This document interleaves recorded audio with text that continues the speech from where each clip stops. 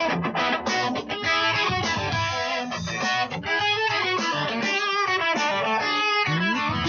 the PSN studios located in the mountain region of Western North Carolina, you are listening to the Ourlads Football Radio Network.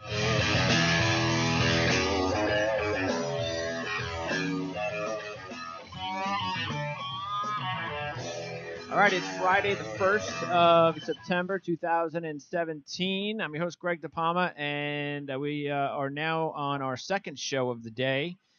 We had our fantasy show just a little bit, actually about 15 minutes ago. It just concluded, so that'll be available on demand. You can check it out on Ourlads. We'll have it up there, hopefully within minutes following this show, which will be available on demand as well. So, again, fantasy football coverage. That started off our overall OFN coverage for the day, and now we're going to get into the NFL.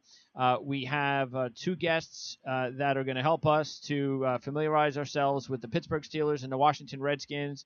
Coming up in about a half hour will be Ken Meringolo, managing editor from hogshaven.com. But first, I'm going to introduce editor from BehindTheSteelCurtain.com, covering the Pittsburgh Steelers, to the program, Jeff Hartman. Jeff, thanks for taking the time to talk to us today. Thanks for having me. I appreciate it. All right, Jeff. So let's get into the Steelers. The Steelers are, they came so close once again last season. They were the last team standing to try to knock off the mighty Patriots. Couldn't get it done.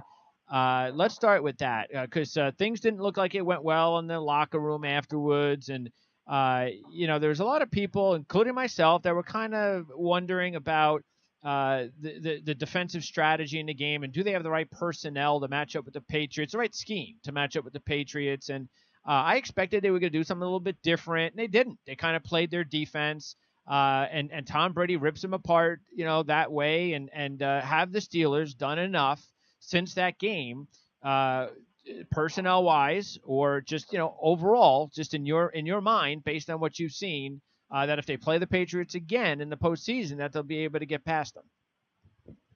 Well, have they done enough? I don't know. That has yet to be seen. But have they done something? Yes. I think that, especially this past week, I think the addition of T.J. Watt is really important. He might not be the pass rushing specialist that everyone is expecting as a number one draft pick, but what he does bring is a really unique skill set and athleticism at that outside linebacker position. I expect they're going to use him a lot with sub packages. He and Ryan Shazier kind of next to each other, really running sideline to sideline, and that's kind of his forte right now at this point in his career. But he has improved slowly throughout the preseason with his pass rushing. And what I'm getting to is that the way you beat and rattle Tom Brady, you have to get to him. Yes. Look at what the Texans did in the divisional round this past playoff before the Steelers played in the AFC Championship game. They got to him. They hit him. Even if it was a little bit late and it didn't necessarily lead to an interception or an incompletion, you have to hit him. And with Bud Dupree healthy, James Harrison's back, T.J. Watt, and then you also have Cameron Hayward. The Steelers were very shorthanded in that game last year in the AFC Championship game. They didn't have Martavis Bryant. Le'Veon Bell got hurt early in the first quarter. Bud Dupree had only been playing a few games. And then you have guys like Cameron Hayward who were out of the game, out of the season because of a pectoral injury. This Steelers team has a different look to it. They have a different feel. I think that they're better equipped to handle the Patriots. Does that mean that they are good enough? Well, only time will tell. But, with the addition of Joe Hayden, which I'm sure we'll talk about here in a sec, but he helps at the cornerback position. And you look at a loss of Edelman. Julian Edelman goes down for the year. Maybe a little bit more even playing field than once was thought coming into the season.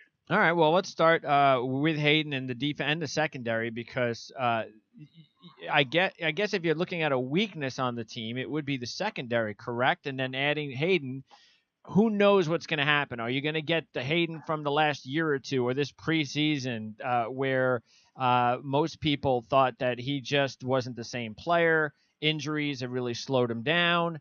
Or it just change of scenery, maybe a different scheme, different coaching staff, being on a winning team. Is that going to change everything in his mindset? And maybe they could figure out a way to get him to play adequate and maybe even above average like he did many years ago. So how's the Steeler fan base taking to this? And what do you think overall about the secondary, whether or not it's still considered maybe the team's big question mark? I think it is still the team, especially the defense's question mark. But I think that Joe Hayden helps in a lot of ways. I don't think any Steeler fans that are realistic think that Joe Hayden, just because of a change of scenery, is going to walk into Pittsburgh and be the Pro Bowler that he once was a few years ago before all the injuries. However, I think if you're realistic, you look at Joe Hayden and say, well, shoot, even a 75% Joe Hayden is probably better than 100% Ross Cockrell or 100% Cody Sensabaugh. So if that's the case, if he can be that number 2 wide receiver guy, assuming Artie Burns is going to cover the number 1 receiver for the opposition, if he can handle the second guy, that's a different task than he was asked to do in Cleveland. And I think it can work. I think that he could absolutely fill that role. I think that he could be a player that can help bolster that secondary. It's still not going to be great, at least not early in the season, but it might be less of an Achilles heel for this team down the stretch, and that's important. How's the development coming along from the top 2 picks last year, Artie Burns and Sean Davis? Artie Burns has been tremendous. I think that he's doing it the right way. He's working hard, but this training camp, Mike Tomlin had Antonio Brown against Artie Burns every single day, multiple reps. And really, if you can cover Antonio Brown, even if you lose 6 out of 10, the 4 times you might stop him, sure, it's going to build your confidence. And Antonio Brown's the best in the business, and Artie Burns held his own in training camp. And so he's getting better. He's learning the NFL game. He's still a very, very young player. He just turned 21 last year. And then Sean Davis, again, people didn't realize that he played last season with a shoulder injury. He had a torn labrum. He's very dynamic, but he's going to need Mike Mitchell back. And Mike Mitchell's been hurt the entire preseason. There's a big question mark about whether or not he'll actually be able to play in week 1. He says he's going to, but we know how that goes. He needs that veteran presence back there with him. If Mike Mitchell's able to play, Sean Davis has a little bit more freedom to kind of roam and make plays. But he's going to be another good one for the Steelers. I really like those 2 players. And throw in a third, I didn't ask about him, but Javon Hargrave, the 3rd-round pick, the nose tackle, he might be the most dynamic of the 3.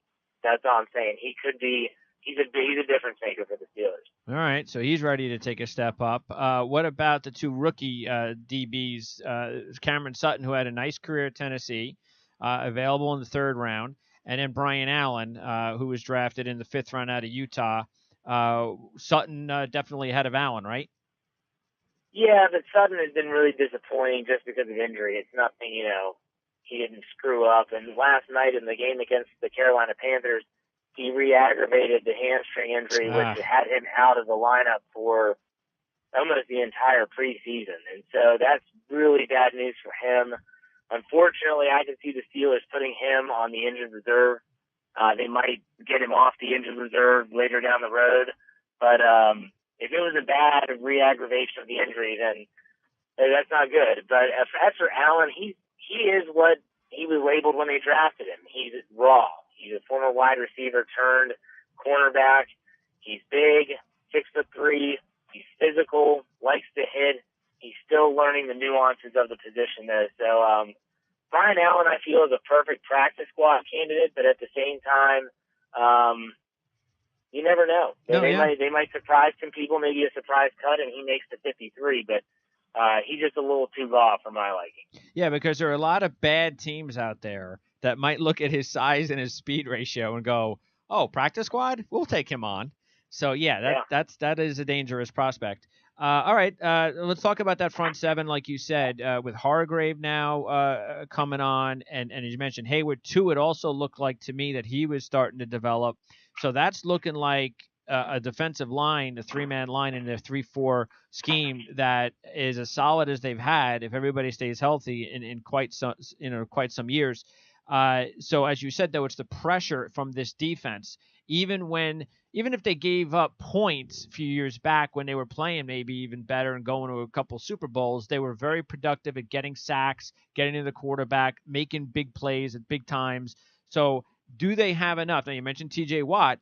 do they have enough as far as the other players? Of course, you have a couple other first-round draft picks there, Shazier and Dupree.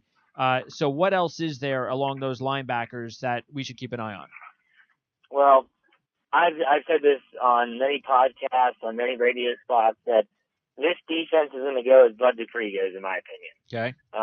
He's supposed to be that dynamic player. He's supposed to be that guy that is able to kind of turn the tide for the Steelers defense. And if he can be a force on the left side, it's only going to open up things for James Harrison and TJ Watt on the other side. It does help that he's going to have Stephon Tuitt as the end right next to him, because Tuitt's going to draw a lot of double teams. He's that good. So for me, it's all on Bud Dupree. And that's a lot of pressure on one player, but I think this is a guy, if I'm making a bold prediction here, I think this is a player that could be the first double-digit sack linebacker for the Steelers since Lamar Woodley. That was the last time the Steelers have had a player reach double-digit sack totals, was when Lamar Woodley was with the team. So that says a lot.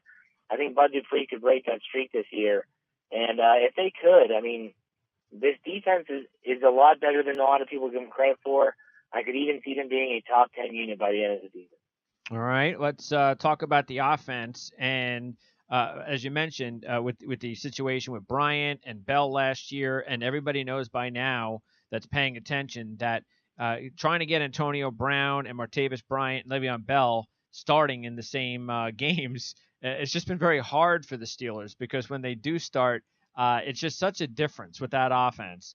So now with Le'Veon Bell just coming back, coming back with the team, and apparently he's going to play week 1. What do you think about that, first of all? Because I always feel, I've been doing this a long time, I am always a little skeptical, even though I have 2 fantasy drafts and took Le'Veon in my first one. I'm a little bit skeptical of players that decide to skip camp, come right in and play, because more often than not, they don't either seem to have bad seasons, poor seasons, or they get hurt. So I'm not saying that's going to happen to Le'Veon, but you got to feel a little bit uneasy about the situation, don't you? Yeah, to an extent. The biggest thing for me, and a lot of people always disagree with me in this regard, but I look at Le'Veon Bell, and here's a guy that has missed a lot of games in the early portions of the season throughout his NFL career. His rookie year was a foot injury. We had the 2 suspensions where he missed 3 games in each of those. And so if you go back to last season where he missed the first 3 games of the season, his first game back was against the Kansas City Chiefs. Now, 3 weeks off after he did go through training camp, and that's what the caveat that everyone always says, but he missed 3 games, comes back, and what does he do? He rushes for over 140 yards. And he doesn't score a touchdown, but he went off. So to me, Le'Veon Bell's in great shape. He trains hard. He wasn't used to football contact, but you know what? Last preseason, I think he might have only carried the ball a dozen times, if that. So he wasn't getting a lot of pounding last year anyways, whether it was a training camp or in preseason games. So I'm not terribly concerned with Le'Veon Bell. He just seems like one of those freaks of nature that, yeah, he could probably just step in week 1 and be fine. I don't think they're going to play him 100% all 3 downs like they normally do. But at the same time, I don't think he's going to have an issue. Now, what about if Le'Veon does need a little bit of a break during games, which I think we all know by now he needs. Players like Le'Veon Bell, they get all the touches, all the carries. Even last year, you had D'Angelo Williams on the bench. And it's like some games you see D'Angelo Williams for a play or 2. I mean, that can't happen. I mean, he needs a breather. So they draft James Conner in the 3rd round. Now, Conner's kind of looked up and down in the preseason. I mean, I was watching the one game, of course, that I know you said you watched every game. I think it was the 3rd game where he just dropped like everything. And, he got some yardage late in the game. But look, I like the kid. I love the story. It looks like he's got a whole lot of talent. Do they have, whether it's Connor or whether it's Toussaint, do they have an adequate enough backup that they can trust to give a fresh break to Le'Veon Bell during games, like a real break? If Le'Veon Bell goes down, without D'Angelo Williams, which I think they would probably pick up the phone and call him if he did get hurt, but without D'Angelo Williams, I think it would be more running back by committee. I'm not sold on Fitzgerald Toussaint or Niall Davis. I really like Terrell Watson. He's a guy that runs really hard, and I like James Conner. You were referring to the second preseason game against Atlanta. That was his first preseason NFL action when he dropped all the passes. But if you look in the third game, when he got touches, he was much more decisive running the ball. He runs hard. I think James Conner is an NFL running back. Is he a Le'Veon Bell? No, but not a lot of guys are, if any. So I think in that respect, I think that they would be okay if Conner spelled Bell from time to time. And then if they had someone like Terrell Watson on the field as well, he's a big bruising back, runs the ball really hard downhill. It could be a good change of pace. So they would have to change their scheme up if they lost Le'Veon Bell again due to injury or something like that. But ultimately, I think that they would be able to withstand that also because of the offensive weapons they have around them on the other positions. Well, Terrell Watson's a name I haven't heard a whole lot of, so we'll keep an eye on him for sure and see exactly if he can get some touches this season, even if Bell's healthy. Let's talk about the receiving situation. So what's up with Martavis Bryant? Will he be ready to go, do you think, week one? I sure hope so. I think he will be. But then again, it seems like the NFL and NFLPA have just been really butchering this whole process of his reinstatement. Everyone thought that he was reinstated, and then it turns out it was a quote-unquote conditional reinstatement, which clearly means that he has to meet certain criteria to be reinstated to the next level. I don't know if the NFL was sick of the backlash, but then they say, okay, you can play in preseason games in practice, but you're not fully reinstated yet. The team has stated that they haven't heard from the NFL in regards to his full whether or not he's actually reinstated fully, if there is such a thing. And it just seems like an ongoing saga. They're expecting him to be back by week one. I expect him to be back by week one. I think the Steelers would be wise to do whatever it takes to get him fully reinstated if it is something at the team level. But Martavis Bryant, he looks every bit the part, even though he missed a full year. I mean, he's bigger, stronger, faster. He's a freak of nature out there, and it's fun to watch him play. I hope he gets out there for 16 games this year. All right, now, do they have enough depth where if something does happen to Bryant, because last year, all right, look, Roethlisberger makes a lot of these other guys look better maybe than they are. So they went out and they drafted Juju Smith in the second round. I haven't heard a whole lot, to be honest with you, from Juju Smith. So you tell me, is either Juju Smith, because look, there he is, Hayward-Bay. He's a body. That's all he is as far as I'm concerned. Sammy Coates doesn't look like, unless he's had a really good offseason, doesn't look like, from what I saw last year, he's ready. Either Eli Rogers, seems like just a player. But you tell me. And then Justin Hunter, I thought was kind of interesting because I know how much talent he has, and he's got Roethlisberger now, but I haven't heard anything from him either. So what about the guys we haven't heard of, like Juju Smith? Is there anything there from what you've seen that they can actually make a contribution this year? Yeah, Juju Smith-Schuster looks really good. He's been injured. He's a guy that, it was everything from a concussion to a bone bruise in his leg. They sat him out the last preseason game because they wanted to be ready for week one. He looks like he's ready to play in the slot right now. Okay. And that's the same with Eli Rogers. Eli Rogers, another year with Roethlisberger, is really kind of in sync with the offense, which is a good thing. And then also you have Justin Hunter has been playing well. Now, Darius Hayward-Bay, I don't know if he's ready. Darius Hayward-Bay, he plays special teams, but he hasn't really made any plays in the passing game. And so because of that, I look at that and say, maybe Darius Hayward-Bay doesn't make this team. It's a tough wide receiver battle for the Pittsburgh Steelers. So I would say that if Martavis Bryant couldn't go, you'd see him use 3 wide receiver sets. They'd probably have Juju Smith-Schuster out wide. They'd have Eli Rogers in the slot. You'd have Antonio Brown on the field.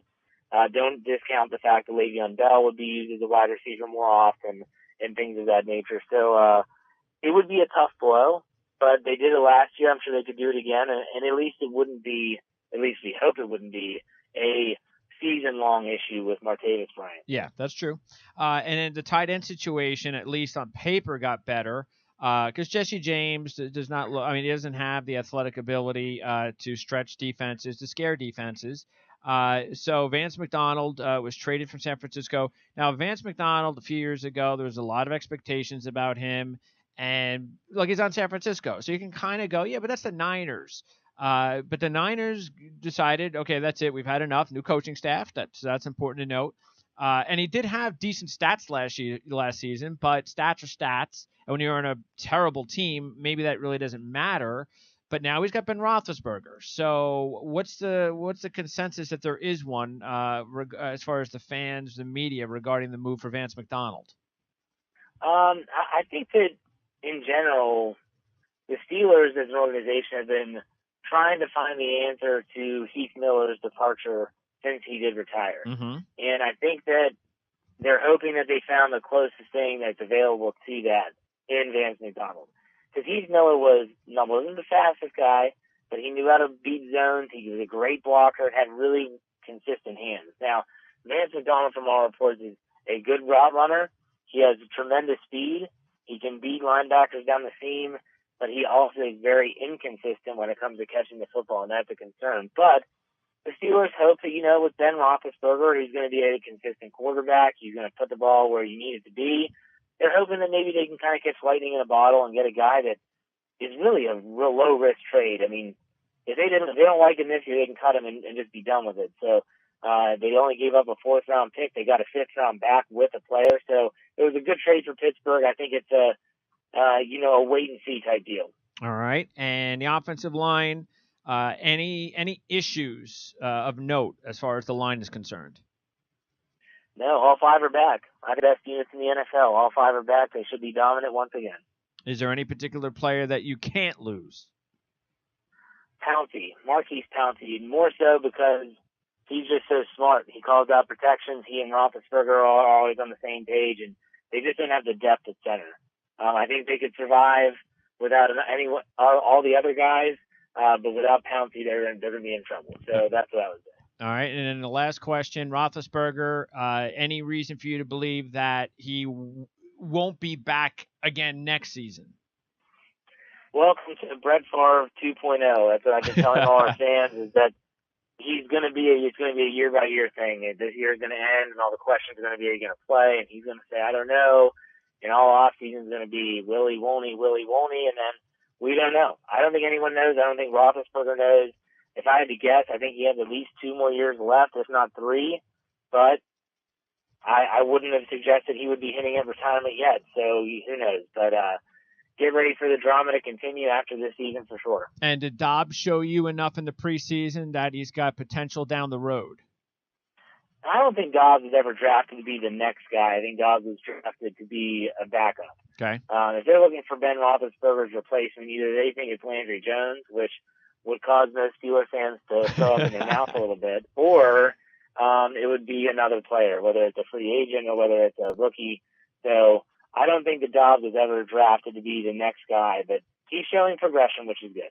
Well, the good news is you look at the Pittsburgh roster, and maybe they've got enough talent where next year, I don't know what the contracts are like, but maybe next year is the year that they could actually draft quarterback in the first round.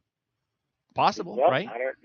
You never know. I mean, you never know that sometimes some of these quarterbacks, you have enough picks, you can trade up to grab one, like a Patrick Mahomes or something like that, so you never know. Okay, Jeff, so BehindTheSteelCurtain.com, Pittsburgh Steeler website, and I'm assuming you update that baby every day, right?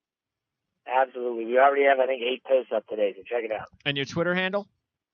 You can follow us at BT Steel Curtain. That's the official Behind the Steel Curtain Twitter handle, or mine is at BMG Blitz.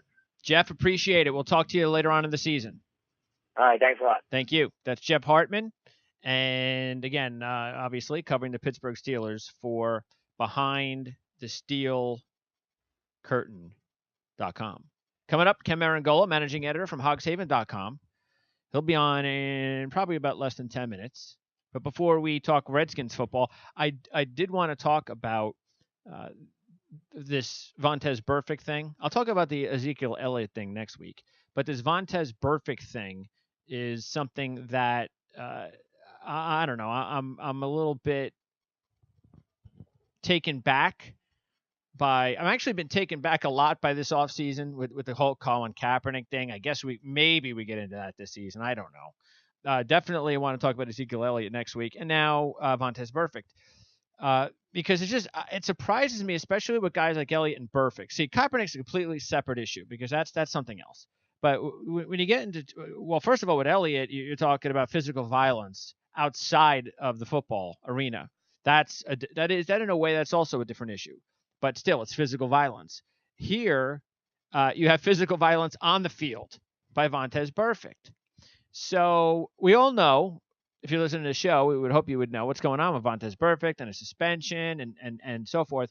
Well, there's actually, I was surprised that I was watching ESPN the other day, and it appeared that there was it appeared that I think Schefter was on at the time, and he always does seem to sound like the most dialed in, logical guy. Now Josina, on the other hand, I don't know, maybe it's because she's always interviewing the players and she kind of feels like she has to butter them up and be the nice guy and don't slam them. But I was real surprised by what she said regarding Burfict. So let's listen in and find out, in case you missed it, her comments regarding Vontaze Burfict's suspension. Take a look at the video, and for me, the back view is the best, because one of the things I feel like you have to look at is Alex Smith. See the pump fake right there? That draws up Vontaze Burfict, and so he doesn't know if he's going to go underneath right there with that crossing route, or if he's going to go back and above the head to Travis Kelce. And then at that split second, you can see a defender having to make that choice as to whether you have to take care of that offensive player. And then there's a lowering of the shoulder, which, from conversations that I've had, it's, trying to lower the impact point and get closer to the numbers. The question is whether the NFL sees it that way, and they're still trying to actually have that appeal next week and trying to determine, what day that is going to be. But it's like, guys, when you see the 55 on the back, how different would the reaction or the result have been if this was a different on the back of that? Well, I think with that. All right, so that was Josina from ESPN saying, as you can hear, kind of giving an excuse for Vontaze Burfict, which I don't understand. I mean, why is she making, like I said, I can only think that she's making an excuse for Vontaze Burfict because there's something with work. She's got to have a relationship with these guys, or it's personal. I don't know. So on the flip side, I'm going to get somebody, Chris Sims from Pro Football Talk, who had his opinion on the matter. Hey, he deserves to be suspended 5 games. I'm sorry. I mean, really, he deserves to be suspended more than that. I don't know how the Cincinnati Bengals can defend it. I don't know how he can defend it. You talk about the NFL in general. This angers me a little bit. I didn't really even see this play until this morning. I really didn't actually see it. I'd read the headlines about the suspensions, but I never saw this actual thing happen during that big play to Kelce down the middle of the field. But regardless, this is a repeat offender. You can't reduce the suspension, because if you're NFL and you reduce the suspension, you can't tell me then you're serious about player safety. So that's an issue there altogether. And then we're talking about the dirtiest player in the NFL over the last 5 years, whether it's Antonio Brown or whether it's, I thought, the dirty hit on Le'Veon Bell, holding on like he's, like a baby calf, tying him up in a rodeo show. And then there's the stepping on LeGarrette Blount's leg. There's been too many issues, and that maybe is the worst one of all, to say there's a defenseless fullback coming out of the backfield.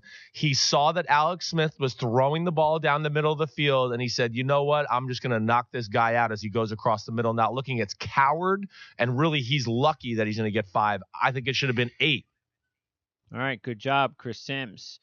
And I had never heard Chris Sims yet. I didn't even know Chris Sims. Matt Sims, excuse me, because there's so many Sims. I got to try to. Where's the other Sims on? Is he on Atlanta? The other Sims. I actually watched him play in the preseason. And Matt Sims. That was Chris Sims. See, I'm screwed up. So, yeah, I watched Matt Sims play for Atlanta. And I was like, hey, you know what? He's not doing bad. Considering right now, who do they have as the backup? Matt Schaub. You know what? I mean, I know they'll go to Schaub if anything happens to Matt Ryan. But I guarantee you, if anything would have happened to Matt Ryan, I can tell you right now, I bet you that Matt Schaub would not do the job at this stage of his career. And maybe you would see Matt Sims. But as far as Chris Sims, good job, Chris Sims. Good job. Much better job than Josina. So good job. But anyway, yeah, I don't understand it. And then I got to read this out of, well, first of all, the also a Pro Football Talk, I read this. Initial report suggested that Vontaze Burfict's 5-game suspension arose solely from an illegal hit on a defenseless receiver who was in the process of running a pass route. New NFL Senior VP of Officiating Alberto Reveron tells it another rule comes into play. Reveron said on a Tuesday morning interview with PFT Live that Burfict also applied an unnecessary hit to Chiefs fullback Anthony Sherman after quarterback Alex Smith had thrown the ball elsewhere. You're goddamn right he applied an unnecessary hit. That's the bottom line. Look, take the rules out of the equation. All right? I don't even care. Sometimes you get into these rules like in all sorts of sports and you sit there and you question yourself and you're going, what is that? What kind of dumb rule is that?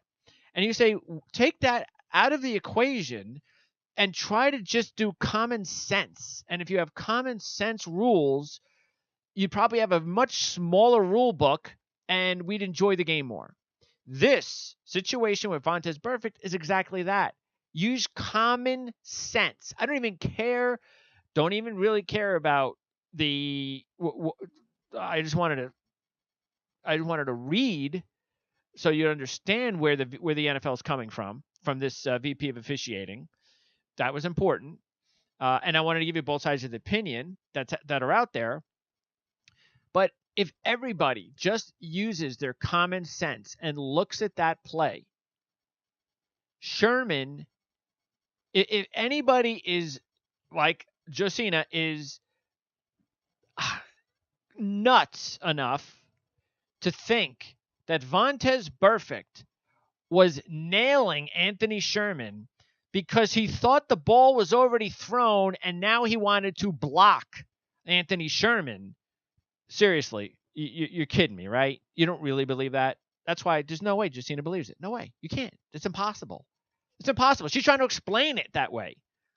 But if you look at it from the behind the view and you look at this and you look at that, look at what? What do I have to look at? I don't care if I look at it from the view of the moon. It doesn't matter. The guy was going out for a pass and Burfict leveled him. And yes, of course it has a lot to do with the fact that it's Vontaze Burfict. Of course. Because if it was just anybody, they'd probably go, you know what? Look, maybe there's a penalty. Maybe they even say, okay, maybe we'll give him a game suspension or something like that. That's a warning. Something like that. Or maybe a half suspension. I don't know. But with this guy, as Chris Sims pointed out, his long list of dirty laundry, you can't give him the benefit of the doubt because he doesn't deserve the benefit of the doubt. What are we doing here?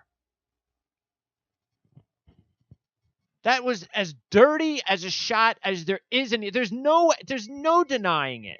There's absolutely no denying it, and should be no excuse for it.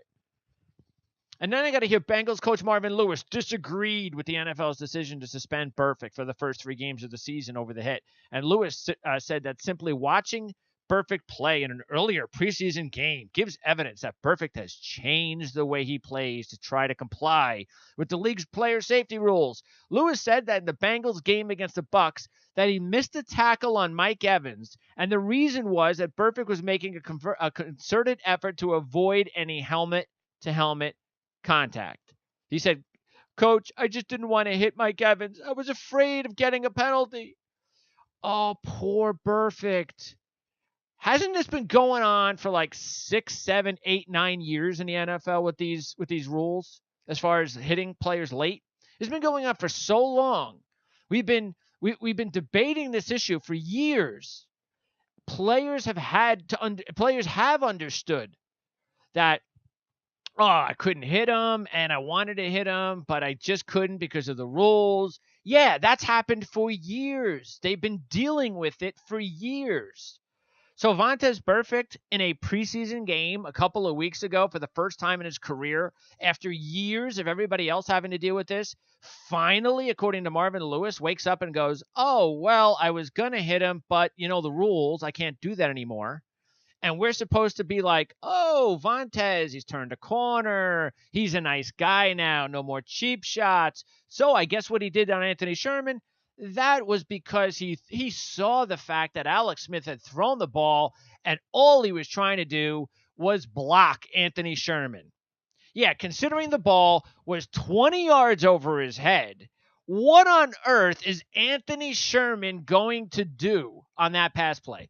Even if the ball was thrown a second, even if, let's say, Alex Smith throws the ball is now 25 yards down the field. Vontaze Burfict nails Anthony Sherman and might have been a legal hit at that point in time. Do you honestly believe that that's right? Do you honestly want to tell me that that really should be legal? When everybody would know. That's like when guys hit the kickers. I'm going to nail the kicker. I'm going to injure the kicker. What that is, or I'm going to lay out the quarterback after an interception when the quarterback doesn't even look like he cares about making a tackle. It's the same exact thing. I don't even know what we're talking about here. I wouldn't even be doing this if it wasn't for Josina, who's like I said, if she believes that Vontaze Burfict didn't do anything wrong, then there's got to be a whole bunch of other people that kind of believe the same thing. Again, between the Kaepernick situation and more so, and that is a completely different, more political thing, which is why I haven't really talked about it this year.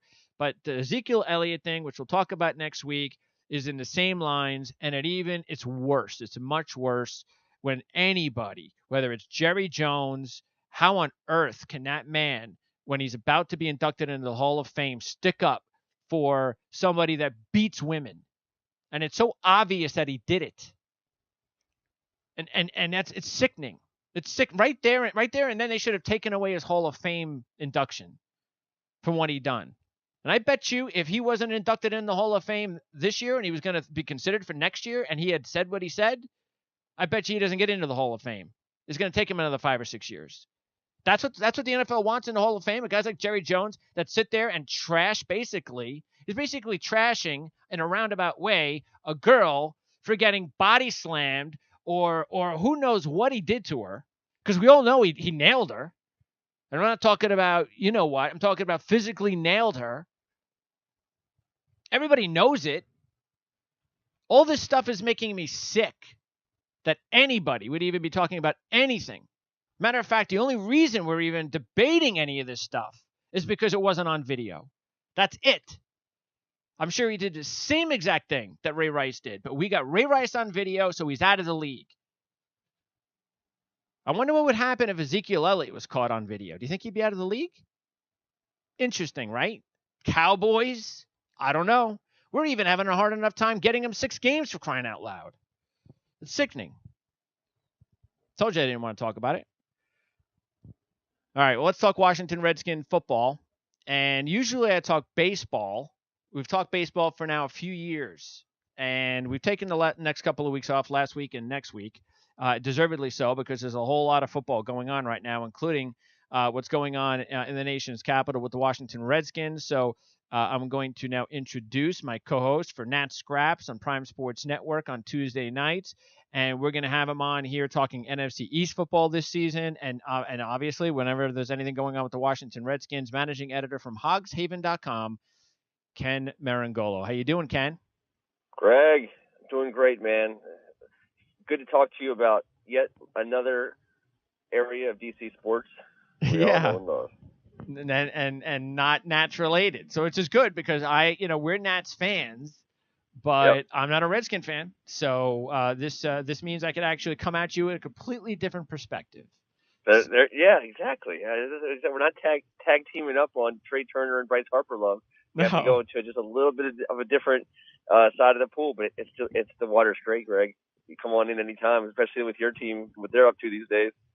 Yeah, I mean, I got a text while I was on the show from my co-host, the Jet. Sheldon's gone. Yeah, I'm reading that right now because Jan Levine, who does the show with me, said that there was the trade. I had no idea because it happened while I was on the air. Now, I knew it was going to be Sheldon. I just knew it. Yep. I just didn't know exactly what. I mean, when I saw 7th round, first of all, from his text, I was like, no. What? And then I saw Curse, and I went, okay, at least I got a player too, and I need a receiver. So okay, I mean, I tell you what, though, I mean that's a great deal for Seattle. I mean, Sheldon Richardson's a really good football player, and going to Seattle, that is going to be a major. You agree? I mean, yeah, of course. The Legion of Boom needs beefy guys up front doing the dirty work. And if you give that to Seattle, you're giving them a lot.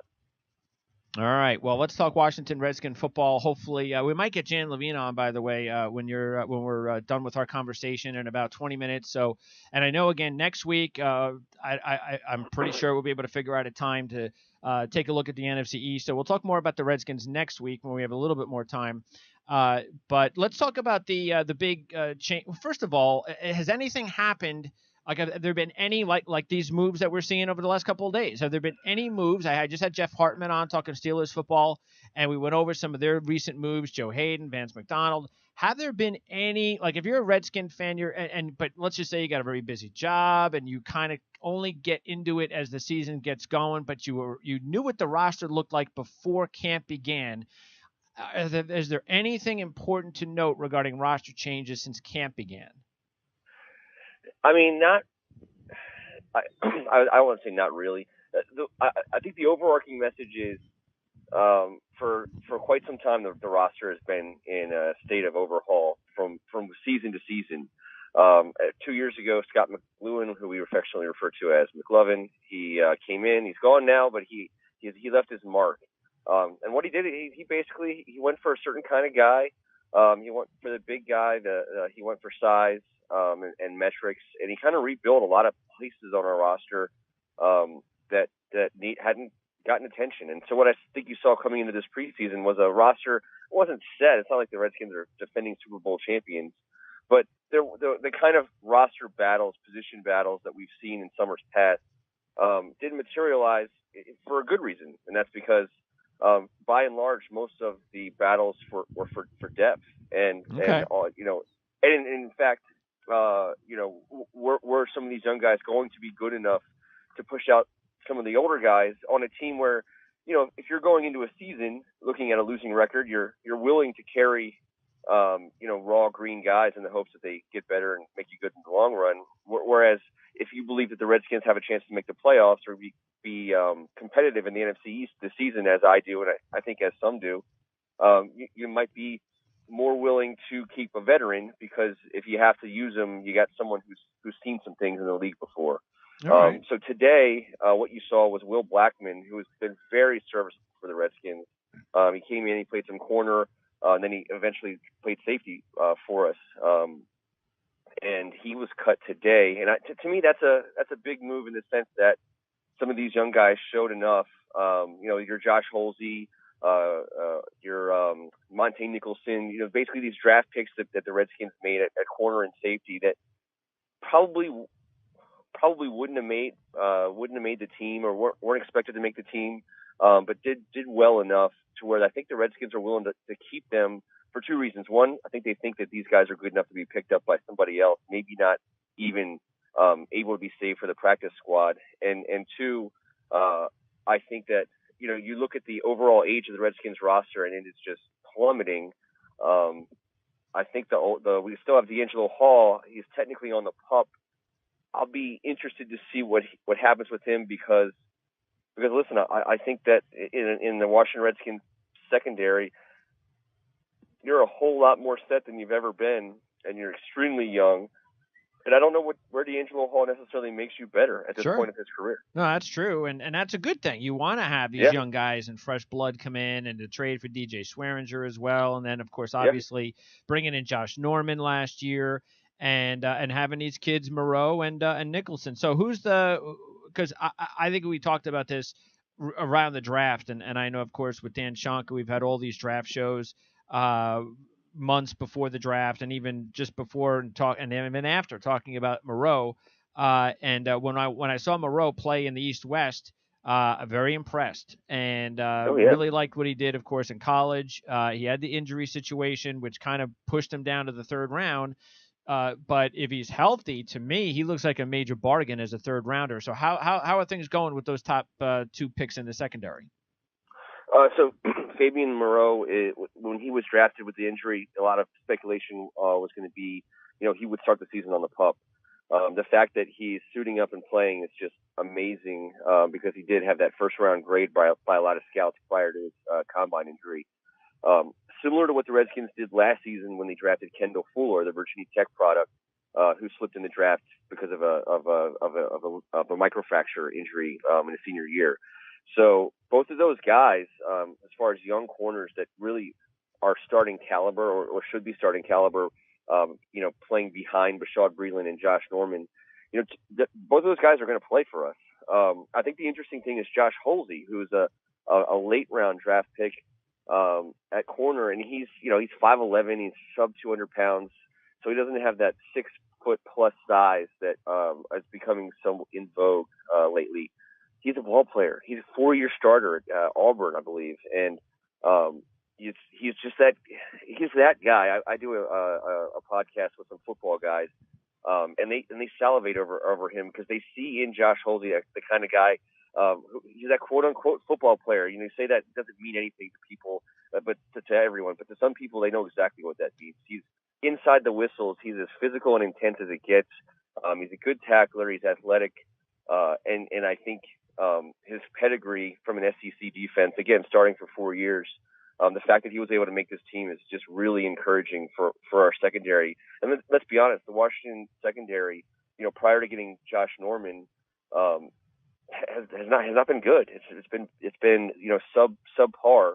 And so the injection of youth and talent and athleticism, we'll see how it comes together because you got to show it on Sundays. Yeah. But it's promising. And Holsey, I think one of the big reasons that he slid all the way down to the last pick for the Redskins in the 7th round was because of his 2 ACL injuries. So now his last one was 2 years ago, so that's a good sign. You always want to have that player always is going to be better on that second year after the injury. That's right. So maybe he will be contributing. He's going to contribute on special teams. And then, of course, maybe make his way into the lineup. Now, what about Cravens? Now, Cravens was an interesting player last year as a 2nd-round pick. A lot of people thought maybe he kind of fit into that hybrid safety linebacker role. Is he now entrenched as a safety now for this team? Yes. Yeah, he is. He was out of position last year. Again, trying to find a way to put your best athletes on the field when you're short on, overall talent. He was put into the inside linebacker role, which was tough for him. He's got crazy athleticism. He's got that twitch athleticism. He's fast. He hits. He's got good hands. I think ultimately, they'll walk him up, and he's going to have run responsibilities and also tight end covering responsibilities. And in the NFL today, you just got to have someone who can take on one of these tight ends. And at this point, at least they think he's athletic enough to stay with and disrupt that part of the opponent's passing game. Again, remains to be seen. But with Swearinger next to him, it's a much higher caliber of safety core than we've had. We've really been piecing it together for the last, it's really since Sean Taylor, to be quite honest. All right. What about linebacker?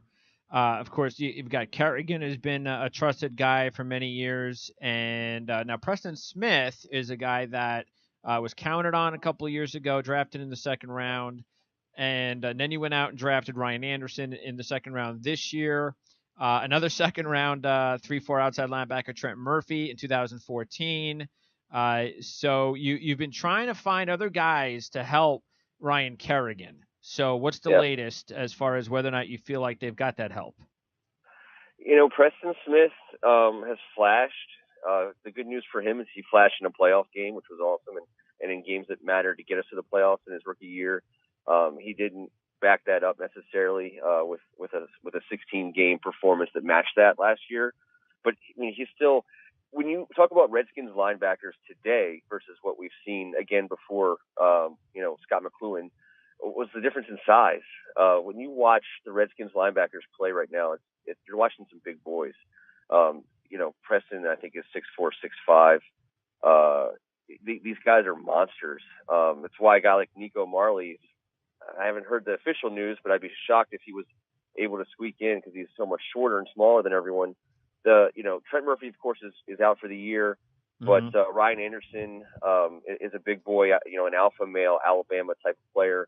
And I think you're just, Zach Brown is also a little bit bigger than what we've had. Will Compton, who's been on a starter for us for a while, has been seeing a lot of minutes late in preseason games, which is never a good sign. for the player, but it might be a good sign for the team. He was kind of seen as an overachiever, and if they are able to find bigger players with athleticism and ability, I think he would get edged out. I think a lot of people looked at Zach Brown and wondered why he lasted so long. Yeah, why was it? Do you know why? I don't. Yeah, what I was told by a couple of sources was essentially, and it's funny because it fed right into the narrative that was really surrounding this draft, which everyone called extremely deep. But what you really saw was a lot of teams looking for different kinds of players based on their individual schemes. And Zach Brown is a 3-4 inside linebacker that he really required a very specific scheme to play in. And when it came down to his availability versus the need of teams who employed that scheme, his market value was lower. His agent held out hope that he could find a better deal, but at the end of the day, the Redskins situation fit his abilities best, and it just really wasn't a big market for him. I've been told, that we're overthinking it, that it's not really about him so much as it was about, supply and demand of a guy like him. And that he should definitely be a big help to us, in 2017. Yeah, that's an advantage for a team like the Redskins. That you got to take advantage of those type of situations. Now, what about Ryan Anderson? How's he looking so far? I love Ryan Anderson. The first thing you'll hear from kind of purists about Ryan Anderson is that he's not the most athletic guy on the field, and he's been knocked about that since he came into the picture as a Redskin. His numbers are his numbers, cone drills, whatever, all that crap. But he's tough. On the field, he's a football player. Yeah. He's a bad man, and he's in the right spot. He's merciless. He doesn't ever stop. I love him. I think as much as I love Jonathan Allen, his teammate from Alabama, who we picked in the first round. I think Ryan Anderson has a real chance to make an impact for us in a key area. That's third down. The Redskins were terrible, historically terrible in third down last year. And while he is an outside linebacker, I do see him getting moved to the inside in nickel and in long yardage situations. The thing about Ryan Anderson, the one thing that I think everyone agrees that he's just exceptional at, that's so important is setting the edge. He's a professional edge setter. And if you can't do that on defense, if your defense can't set an edge, it's going to be a long day. And he's proven that he can do that. He takes on that outside edge and he puts his foot on the ground and it's over. I don't know why more people can't do it or why it's not something that, these guys are all monsters. I don't kind of get how one guy does it better than the other, but Ryan Anderson is an edge setter, and I think he'll be on the field more as the season goes on, especially if Preston Smith kind of flounders and depending on what situations the Redskins are using Junior Galette, on a regular basis. All right. Now speaking of Jonathan Allen, how's he looked? Because that was had to be the bargain of the first round, maybe the entire draft, when people would not have been surprised if Jonathan Allen would have been a top 5 pick. And a lot of people thought that if a team like the Bears hadn't made that trade with Trubisky, that maybe they would have picked Jonathan Allen. That's what a lot of people were thinking. So Allen goes all the way down to the Redskins, and that coupled with the new free agent additions in McGee and McClain gives you an all-new defensive line, and then throw in maybe Phil Taylor. I think it's interesting that you got a couple of former first-round picks like Phil Taylor that are trying to resurrect their careers, but Taylor seems to be the one that is kind of looking like maybe he's found a new home. So what about the new bodies, especially Allen? Well, bad news for Phil Taylor is that we lost him for the season with a quad injury. Did happen. Okay, I saw the injury. Yeah. I didn't realize it was that severe. Okay. Yeah, no, and it's a big one. He was doing a lot of dirty work, and that's going to, it's good news, bad news. It's terrible news because we had somebody who was a dirty worker, on a pure nose tackle. The good news for the Redskins is that, I think it's not like our first round draft pick or our highest paid free agent, just got lost for the season. It's weird. We lost a good player. and it's going to have to be made up on these other guys. With Jonathan, I don't know if Jonathan Allen gets moved inside. I don't think he will. I think they do still see him as a 3-4 DE. Sure. He's been fun to watch. He looks like a pro. You know, he went to high school right down the street. The funny thing about Jonathan Allen is Trent Williams and a bunch of Redskins would go to his high school games. To look at not even for him. There was a couple other guys that they were just kind of checking out, and Jonathan Allen was on that field. So he shows up to training camp, and these guys know him. They've talked to him, they've hung out with him after games before. It's a real cool story. He kind of comes with polish. It's I guess that's what you get when you're picking in the first round from Alabama guys. Oh yeah. He's a pro. He's going to play. He's kind of put on film his ability to make plays. At this point, he's got some room to grow. I don't know that he'll start week 1, but I know that he'll play a lot because the way that the Redskins defensive line works, it's very much a rotation, and he'll be relied on. I'd personally like to see him. I need to see him on third downs. I think he's going to be a guy he's going to be on the field on third downs. And again, Redskins fans are fixated on third downs. That's where we got to get better. And these guys have to be the reason why. All right. We have less than 10 minutes left. So on offense, we've talked enough, even though it was on another show, about the Kirk Cousins situation, because what else is there to talk about? That's got to be aggravating, though, to kind of keep going over off the field stuff and contracts. But fact is, he's going to play this year, and that's really all that matters. Yep. So what about his help? Because he's got new receivers. So you've got, first of all, of course, Terrell Pryor is the big one. And you also added a veteran like Brian Quick. You drafted Robert Davis. But maybe the key guy, though, really is Josh Doxson. And he's got the biggest upside. The question is he ready? Can he stay healthy? And all those other questions. So what about the receiving situation and how that is going to come into play for Kirk Cousins and his offense? Not to go all the way back in history, but it's interesting because last year in the first round, McLovin, our GM, he wanted Ryan Kelly, the center that came out of Alabama, I believe. And the Indianapolis Colts snatched him like 2 picks before us, and it kind of left the Redskins kind of really trying desperately to trade down, but they couldn't. So they looked at the board and they said, there's this guy, Josh Doxson. He jumps off the film out of TCU. Let's take him. And knowing that he might need some time to heal, but also knowing that you have Deshaun Jackson and Pierre Garçon, he's got a year. Fast forward to today and to this summer, and you're really starting to hear some frustration out of the Redskins front office on the dings and the nicks that are starting to keep Josh out of practice and preseason games. And I don't think you're not talking bust yet. You're not talking total disappointment just quite yet. The guy is uber talented. And he's not fast like Terrell Pryor's fast. And he's not big like Terrell Pryor's big, or even like Brian Quick is big. But his catch radius is insane. If you put the ball near him, he's shown, I think in his senior year of college in the entire country, he was rated the number 1 receiver for catching balls in traffic. Yep, absolutely.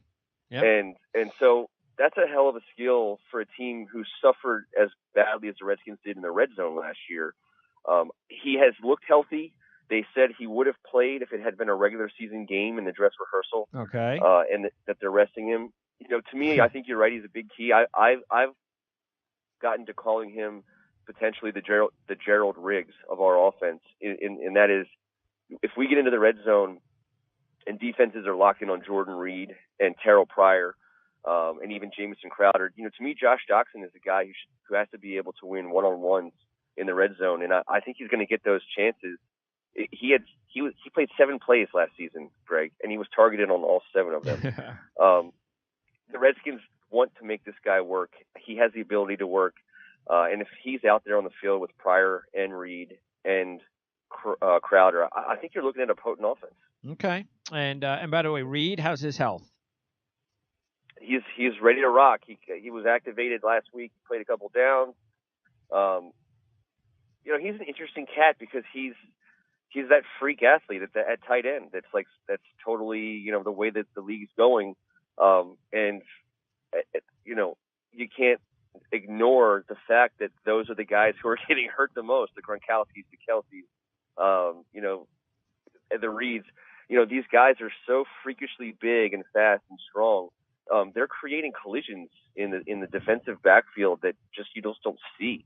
And they're getting crushed. And he hasn't finished the season yet, or he hasn't played a full season yet, I should say.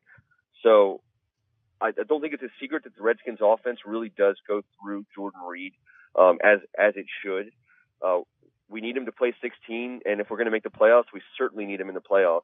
But he's a star. He's a stud. He's got to be one of our 3 or 4 best guys on the roster. All right, what about running back? Because even though it was a nice story, Rob Kelly, free agent, didn't really do much in college. Actually was the big producer in the backfield for the Redskins last year. But he is what he is. Not a special back. Tough back, but not a special back. So the team drafted Samaje Perine out of Oklahoma, who had a very good career. Played a little with Joe Mixon, of course, who's all the rage in Cincinnati. But Perine just a couple of years ago was all the rage in Oklahoma before Joe Mixon was. And so there's still a lot of talent there. He was taken in the 4th round. I think there are a lot of Redskins fans that want to see Perine be the number 1 ball carrier, because there's no question he's a more talented player at that position. So the question is it just a matter of time? And if so, how soon before he becomes the number 1? Yeah, I think the story going into the draft was who's going to take Rob Kelly's job, and when they didn't go after a guy like Dalvin Cook or somebody like that they could have made a move on, even Joe Mixon, I suppose. Then and you combine that with the fact that Rob Kelly really showed up in amazing shape, much better shape than he left the team last year. The coaches trust him, and I don't think the drop off between Kelly and Perine is that much. And I think you're going to see them both play almost kind of similar times. I think what people are really sleeping on is the amount of time Chris Thompson is going to be on the field. Yeah. He's a breakable guy. He's a smaller guy. He has gotten hurt in the past. I believe he's on a 1-year deal. I don't mean to be cold-hearted about it, but I think in this NFL, you're not worried about a guy on a 1-year deal, and so I do think he's going to get more touches. I think he's going to be out there, especially between the 30s. When the Redskins had to move the ball last year, Chris Thompson was on the field. He took the ball between the tackles. He obviously is a gifted pass catcher. You expose him too much, he's going to get hurt, but I think that he's the guy that is going to eat up carries that really would otherwise drive the debate over Perine versus Kelly. As long as Kelly's healthy, I think he's the starter. Mm-hmm. I think the coaches trust him. I think Kirk Cousins trusts him. I think that Perine is just going to have to kind of come along. And further, Greg, I think the Redskins, along with a lot of teams in the league, have kind of gotten to a point where you're willing and in fact eager to go with a young, inexpensive backfield. Not many teams are paying up for running backs unless you have a Le'Veon Bell or a David Johnson. Yeah. You're happy to get a 3rd or 4th round pick every year or two, and then you're always kind of just going to have guys. And listen, if you got Kirk Cousins and Terrell Pryors and all these other guys to pay, you need to be getting these 3rd and 4th round guys, and hopefully they work out. Unlike Matt Jones, who it looks like is going to not work out. All right, 1 more minute to go. Jan Levine, who is with me on our Jet shows, is on hold. I'm going to talk about the Sheldon Richardson trade in just a minute. So with just a minute, offensive line, major concerns in any of those positions, or are they set? I'm not super concerned. Our center, Spencer Long, is a little banged up. We got a rookie, Chase Rouillet, in there. People are pretty excited about him. He's a big, strong guy. He's very smart. Certainly looks capable.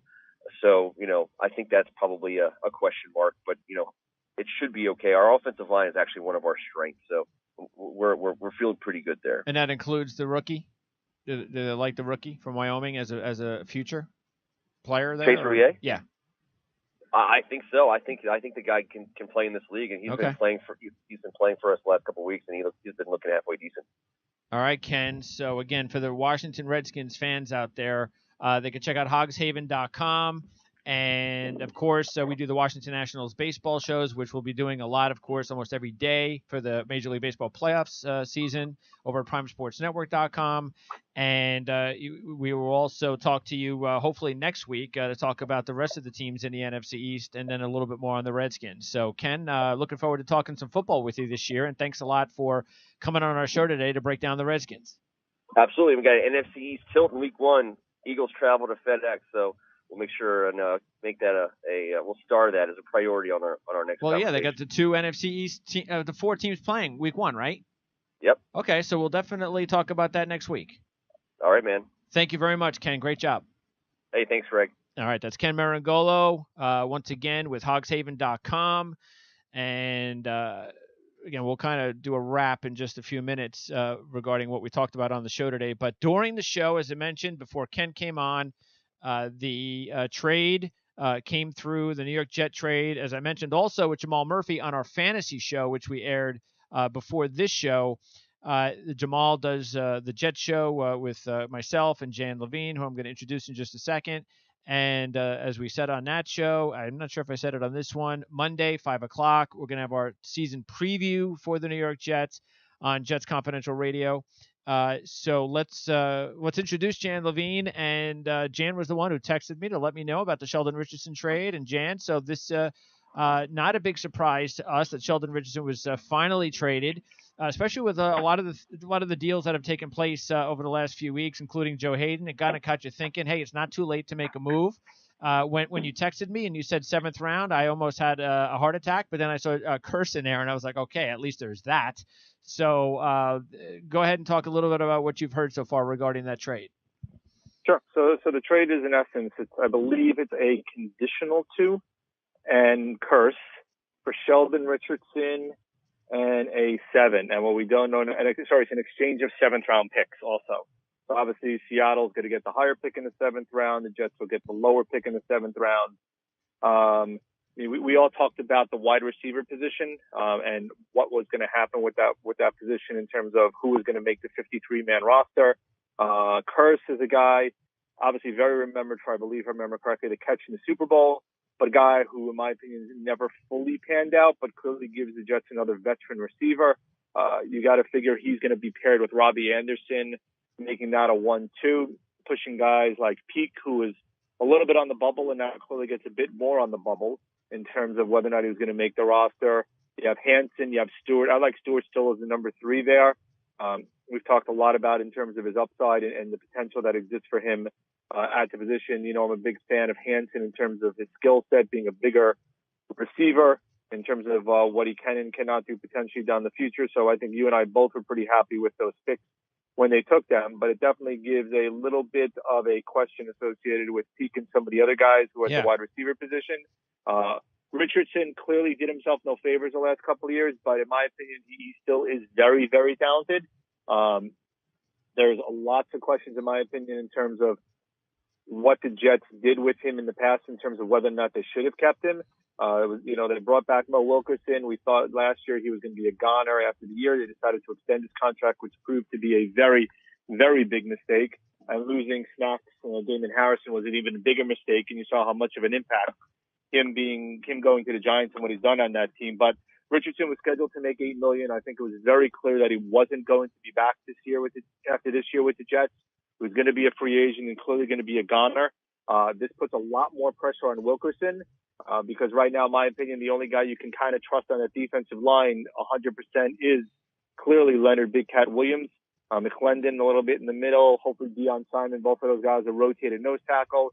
Tony Ely beat a backup lineman yesterday for a strip sack, which probably sealed his place on the team. Yeah. He's going to get a lot of time right now. So that's what true. Used to be a major strong position for the Jets in terms of the defensive line when they had the big 3, in terms of Wilkerson, Richardson, Williams, and also if you think about it with Snacks as well, that big 4.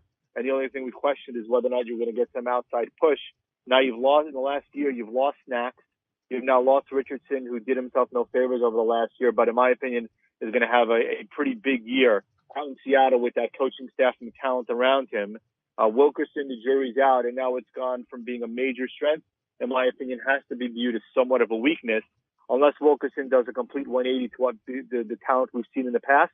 But in my opinion, the jury's very far out on Wilkerson right now after we saw last year after he got his money and in essence came in out of shape, out of condition, and did not play very well at all. And there was a big question mark, in my opinion, who was a worse Jed? Was it Richardson or Wilkerson last year? Yeah, we don't know whether or not it was the knee or like you said, whether it was getting the money and relaxing a bit and playing on a losing team. We will find out. And you may think that look, they see him every day, so they may have to feel confident that Wilkerson will be fine because they could always get rid of Wilkerson now with the contract and not have to, of course, with every contract, especially with this one, they're not on the hook with the money for years to come. So they could have always decided, you know what, okay, we'll give him another year and then we'll move him on, and then maybe we will re-sign Sheldon Richardson. So I think there maybe had to be something there that said, okay, maybe it's the injury thing. You can have a big year this year, get back to being the same player he was a couple of years ago. And if that does happen, that'll be a big help for them because of the fact that we talked an awful lot about, even though they had some really good studs on paper, Richardson, Wilkerson, and Williams, they didn't fit together. So to get a second-round pick, to get a young receiver to go along, or not necessarily as young as, of course, the receivers that the Jets have right now, but still a receiver that has room to grow with this young team, and then, you get rid of maybe a player that isn't going to be good in the locker room, even though he hasn't been good before, but was apparently a little bit more mature this time around. I think it's a good deal. I think all things considered, when we were thinking about Sheldon Richardson getting traded at the draft, I think a lot of us would have been very happy if they would have got just a second-round pick for him. So the fact that they got a second-round pick and Curse this late, just before week one, I think it's a good move for the Jets. Well, we both spoke a lot about, we thought that Richardson likely had to go. Yes. The locker room in itself was a major issue. They underachieved substantially last year. I mean, the Richardson-Marshall feud that should have ended already showed no signs of abatement, even though that Marshall has kind of tried to move on, but Richardson kept pushing the agenda. But like I said, talent is talent. And we've spoken a lot about when you have talent, you get a lot of second, third, and fourth chances. There's no question Richardson, who was a 2014 Pro Bowler, had a lot of talent, yet didn't maximize that talent, especially last year. And I was curious to kind of see what he would do this year based upon the team that was around him with Williams, hopefully a rebound from Wilkerson. But the Jets must have decided that they were cutting their losses, in quotation marks, by getting rid of him now, knowing that there's a very strong likelihood he's not going to be back. They get rid of a cap hit associated with it. And you and I you more than I have spoken about the Jets looking to cut salary, that a lot of these deals was in essence getting down in terms of the amount of salary and the amount of money that they were expending with Decker, with Harris, with some of the other moves that they've made.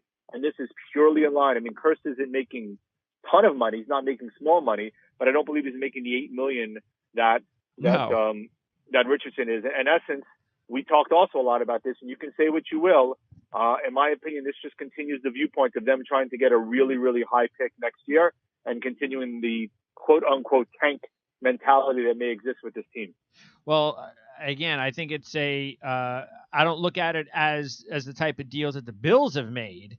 See, I think the Bills have been clearly more in we're stockpiling and we're getting rid of guys that can really contribute for them. And I'm talking younger guys, not talking guys that were older. See, the Jets, Sheldon Richardson is the first guy the Jets have dealt away that's young, but he's got baggage.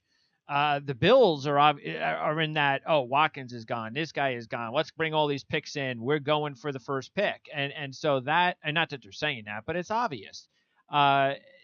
And I'm not even saying the Bills are tanking either, because I don't think any NFL team tanks.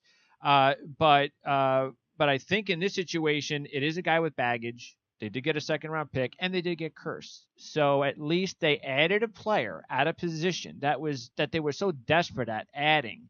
And with Quincy and Nunwa gone, they just couldn't rely on the inexperienced depth that they have. Robbie Anderson and a bunch of guys with basically hardly any pro catches. So they bring in Kurtz, who is more maybe of a guy that should fit out of the slot. But as we did see with Russell Wilson, even though we know the Jets don't have a Russell Wilson, Kurtz is able to get deep. He's made, as you said, he's made some big plays. He's played in some big games. And he's not young, even though, again, he's in the prime of his career. I think he must be about 28 or something like that. So, but he's old to these guys, of course. So I know where you're coming from, and I'm coming from a little bit of a different perspective, even though I'm completely open to the idea that after the first month of the season, we might be talking about nothing but who the Jets are going to be drafting with the first pick overall, and hopefully maybe even gearing towards that and hoping that they can actually do that while still being competitive. But I think it's a little too early for us to be throwing away the towel just yet. And I think they got the best possible deal that they could have received. And from the Seattle standpoint, since this is not a Jet show, we'll talk more about this deal with Jamal on Monday. I know second round pick, but who cares? Look at all the picks the Patriots have given up trying to win a Super Bowl. All these other teams giving up picks, these competitive teams trying to fit in guys to try to win, Steelers and a few others. And here comes Seattle at the last minute, bringing in a mega talented player like Sheldon Richardson to go along with that team. Now, I think it would have been better for Seattle to give up a second round pick and Javon Kearse to get an offensive lineman. But if they want to go ahead and beef up that defense even more, just imagine if Sheldon Richardson's talent actually comes back to where it was a couple of years ago. That could be a tremendous addition to Seattle. Absolutely. I mean, you have to love from Seattle what they did, getting a talented defensive lineman to put in the rotation, a guy who can be a starter if you want him to be. At worst, he's part of your rotation.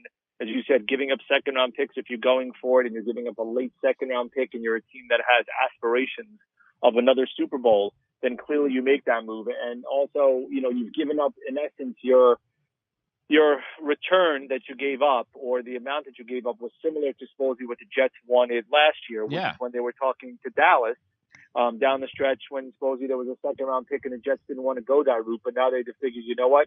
At this point in time, we have no choice. Seattle gets a guy who has immense amount of talent, who has a chip, who's going to have a chip on his shoulder, who has to be able to maximize his talent based upon the system that he's in. He's playing himself for a big payday, so a strong deal will help him in terms of that payday tremendously. Yep. And so in my opinion, for the Jets, it's a matter of moving on, which they had no choice but to move on because of where they were.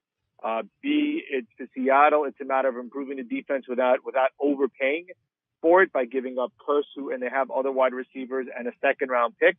And for Richardson, he lands in a really good spot that could hopefully, in his perspective, help him maximize his talent and his potential and his earning potential. And for the Jets, it's a veteran wide receiver to teach some of the younger kids on how to be a wide receiver in the NFL. And you hopefully get an asset that you utilize. Although, as you've spoken before, the Jets don't have a great history with second-round picks. The last really good one being David Harris about 10 years ago. I think May's a good one, though. Barring injury, which could always happen. Jury's out, right? We think he'll be good, but in terms of what you can have a body of work for that you've seen over the last 10 years, Harris is the only second-round pick of the last 10 years that's panned out. Yeah. So and you would think also that Richardson is not only because of a payday, but you go from a team that could very well get the first pick in the draft to a team that's trying to win a Super Bowl, and then go to that stadium and play with that energy. I mean, just if he can't be motivated with those two factors, then he's not getting a big payday. That's for sure. So that could be huge for Seattle. And then, because everybody was hearing the rumors about Kearse being traded over the past week because Seattle's got a lot of depth at wide receiver. And so for Seattle, it was almost like, you're not just giving a player away, but it really was like that. I mean, they might have even cut the guy. I mean, so for them, it was like, okay, just need a receiver. We'll throw that in, sweeten the deal, but we're really just giving up a second round pick. And then for the Jets, again, yes, no question, even though Kearse could be a good fit for them and a productive player, it's not going to be a star. It's that second pick that really matters. And we'll find out, of course, what they can do with that. And maybe what they can do with that is use that to move up into the draft themselves. Even if they can't move up to get the top quarterback, if both guys come out, then maybe they can move up and get at least somebody. Because there might be 3 or 4 guys, including a guy that I know we haven't talked about yet, Mason Rudolph, that played last night. That's another quarterback to keep an eye on that could very well be chosen higher than many people think. So there could be some potential for 4 quarterbacks, just like we saw in this draft, that could go in the first, early second. And if you're the Jets and you want to make sure you get one of those guys, an extra second-round pick helps. Yeah, I mean, the Jets in a rebuild mode. There's no question, and if there ever was a question, this clearly indicates that there is no question, although it was pretty clear and evident beforehand that was the case. And What you're looking to do now is you're looking to maximize the number of chips that you have to attempt to rebuild your franchise. And by adding, second round picks and other picks, which is exactly what Buffalo did in their deals by adding a 1, 2, 3, and 4, that's what you need to do to rebuild your system, to add in quality assets. And the only thing that kind of is interesting about this is who will be the general manager to utilize these picks? Will it be McCagnon, or will it be somebody else who gets an opportunity to utilize these picks? And is Woody Johnson, or really his brother now, who's running the team, is kind of the viewpoint now that they realize that this is a rebuild year. They've given McCagnon the ability and the capacity to tear it down, knowing what it's going to be on attendance at Life Stadium. And therefore, if he has the ability to do so, they're going to give him at least another year to see if he can take gas him wisely. Yeah, and as we've said on Jets Confidential Radio before, it's all about not necessarily wins or losses. It's about how this team performs week in, week out. No more locker room issues. Now they've gotten rid of all of the locker room issues, the Brandon Marshalls, the Sheldon Richards. There's no more cancers in the locker room. They're a younger team. They got better coaches. So if they perform, not necessarily wins and losses, but if they look like, especially hopefully for our sake, you get Bryce Petty in there early in the season, there's a little bit of excitement. Even if you win 3 or 4 games, you're enjoying watching the games. You're enjoying watching the team progress with the young kids week in and week out. Fans are still going to the games because of that. General manager and head coach come back next year, no doubt in my mind, even if they win 3 games. But there's still a long way to go to find out whether or not that actually happens. If there's terrible coaching, if there's dissent, if it looks like the players aren't playing properly because they're not being coached properly, then we know Bowles is gone. The question then becomes, do they hold on to McCagnon? That would be the big question, because a lot of people believe they're tied to the hip. And some people like you and me believe that maybe that's not so. So we will find out. Anything is possible. That's why we're going to be all season long talking Jets football every Monday, including on Monday at 5 o'clock when we preview the season, and this will be a big topic. So, Jan, I appreciate you texting me during the show and coming on. I know you're busy, so enjoy the weekend, and looking forward to breaking down the entire season in our special show on Monday at 5 o'clock. Me too. It should be fun, and let's see if there's any other trades that take place, given that the early cuts are starting to filter in already. Yeah. Get down to the 53-man roster. Yeah, the Jets are a team. Or you mentioned Coney Ely. Now the Cousins, they were cousins, right? Ely and Richardson, right? I believe so, yeah. So the Cousins have been separated. But after the sack in his first performance, last night, then maybe that's a good sign that Coney Ely might have finally found a home, and the Jets can definitely use him. So we'll talk about cuts. We'll talk about any other potential trades, and then we'll preview the season on Monday. Thanks a lot, Jan. We'll talk to you on Monday. Sounds good. All right, that's Jan Levine, and Jan will be – now keep in mind, that's going to be at primesportsnetwork.com, Jets Confidential Radio. So you can catch that show every Monday at 5 o'clock. And again, Jan Levine, who I just spoke to from rotowire.com, and Jamal Murphy, who I spoke with on the fantasy show earlier today. They are my co-hosts on that show. And again, that show airs every Monday at 5 o'clock Eastern time. Okay, so there you go. A busy show, a lot to talk about. Pittsburgh Steelers. Thanks to Jeff Hartman from BehindTheCurtain.com. Also, of course, Ken Meringolo from HogsHaven.com joining us. So we appreciate that.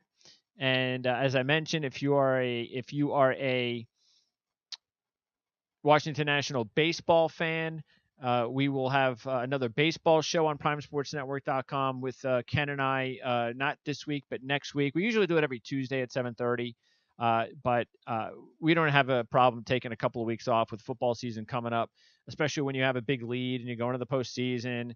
But as I said, once the real baseball season starts, which is going to be in the postseason, we're going to have shows every day. So that's going to be on a show called Nat Scraps, which is, again, on Prime Sports Network. So check that out. And in the meantime, we want to let you know that we are going to be available not just on the shows. So keep that in mind. It's not just about the shows here on the Ourlads Football Radio Network. We have content. We're going to have college football content. As I said, I don't know if I said it on this show. I might have said it on the other show. I'm going to put together a college football futures report. I'll have that available before the games start tomorrow. I'm going to try to get it in tonight. I know there's some games tonight, but they don't really – well, actually, they kind of do, but I'm not – I'm going to be honest with you right now. I'm not taking Washington. All right, so I'm not picking Washington to get to the postseason. I mean, to the Final Four. So that's in the books in case I don't get the report in. I'm not putting them on my futures. Now, I shouldn't say that, and the reason I shouldn't say that is because I do kind of like their future number, but I probably won't take them. And I don't think the Rutgers game is going to matter anyway. It's not like their futures, if they're 20-1 to win the championship, are going to go down to like 10-1 because they beat Rutgers. And I shouldn't slam Rutgers because they are my favorite team.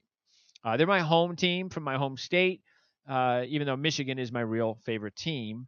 And they play tomorrow, of course, against Florida, so I'm real excited about that. So I got a big game tonight. Hopefully Rutgers doesn't get destroyed. And then I got Michigan tomorrow in a big game, so I'm excited about that. But I'll put that futures report in just so we're on the record as far as the teams, because we got Tony Mejia's 4 playoff teams on the record. He does have Washington on our show yesterday. And by the way, that's a show every Thursday. Tony and I will be breaking down the NFL. So we did our season preview yesterday, and we're going to be doing a week 1 preview next week. And then every week we're previewing the top games of the week and everything else going on as far as the top events happening in the NFL. So that is going to be it for the show.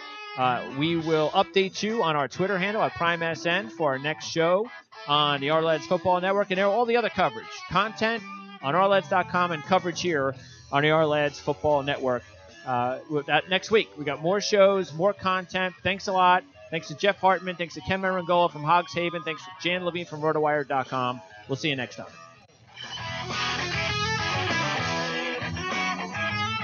Thanks for tuning in to this PrimeSportsNetwork.com production.